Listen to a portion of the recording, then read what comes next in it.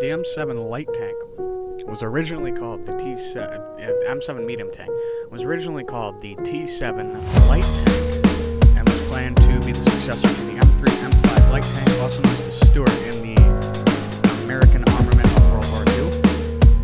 They plan to mount the same 75mm gun as the M4 Sherman while trying to keep it as maneuverable and light as an M3.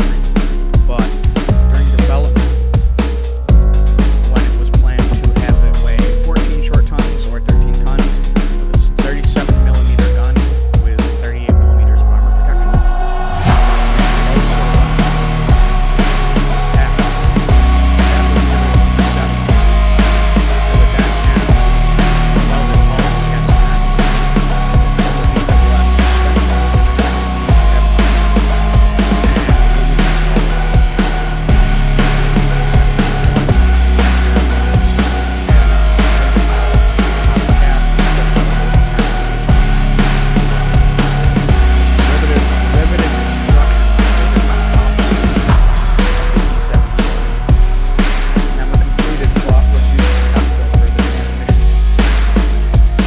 Create three more prototypes, the T7E2 through T7E4, with different engine and transmission combos.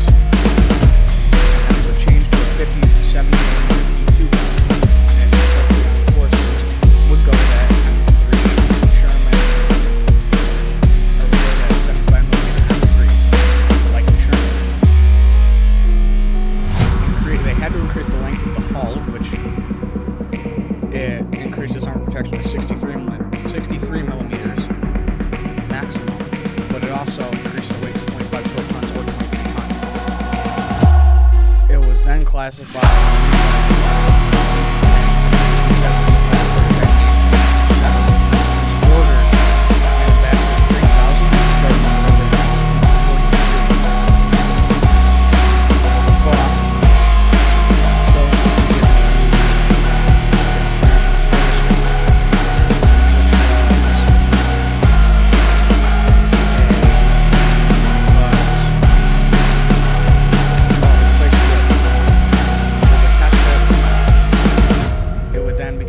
heavier than anticipated, getting to between 28 and 29 short tons, 25 to 26 tons, fully stowed, which means with ammo and everything that needs to go in the tank, it would be even heavier.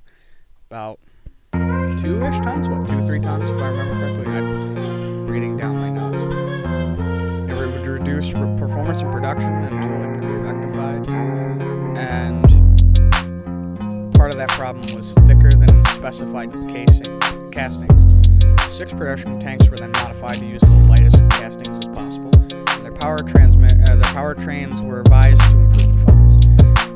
The modified vehicles would be renamed to M7E2s, and it would later be scrapped because of it becoming reclassified as a medium tank and would be very much inferior to the M4A3 Shermans that were running around at that point.